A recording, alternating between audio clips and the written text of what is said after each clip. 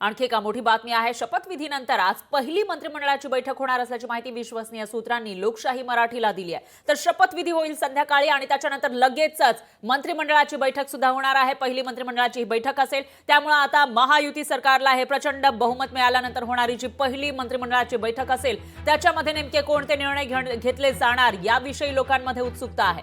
मंत्रिमंडळ बैठक महायुतीकडून आयोजित करण्यात आली आहे, तर मोठ्या निर्णयांची घोषणा यावेळेला होऊ शकते। त्याचबरोबर महिलांसाठी जी लाडकी बहीण योजना आहे त्याच्यामध्ये 2100 रुपये देणार पुढच्या महिन्यापासून असं सांगितलं होतं। तसं आश्वासन निवडणुकीच्या पूर्वी देण्यात आलं होतं महायुतीकडून, त्यामुळे आता त्या आश्वासनाची पूर्ती केली जाते का आणि या मंत्रिमंडळ बैठकीमध्ये त्याविषयीचा निर्णय घेतला जातो का, याकडे आता राज्यातील सर्व लाडक्या बहिणींचं लक्ष लागलेलं आहे। तर इतरही शेतकरी असतील किंवा ज्या काही समस्या राज्यामध्ये आहेत, आणि मागील आपण बघितलं तर 26 तारखेला सरकार बरखास्त झालेलं होतं, तसं राजीनामा दिला होता शिंदेंनी, मात्र ते काळजीवाहू मुख्यमंत्री होते, त्याच्यामुळे मोठे डिसिजन घेता आलेले नाहीयेत तेव्हापासून 26 तारखेपासून ते आता 5 तारखेपर्यंत या 8-9 दिवसांमध्ये। त्यामुळे तो बॅकलॉग भरून काढण्यासाठी आता या बैठकीमध्ये नेमके कोणकोणते निर्णय घेतले जातात, कोणत्या मुद्द्यांवर चर्चा होते याविषयी उत्सुकता आहे।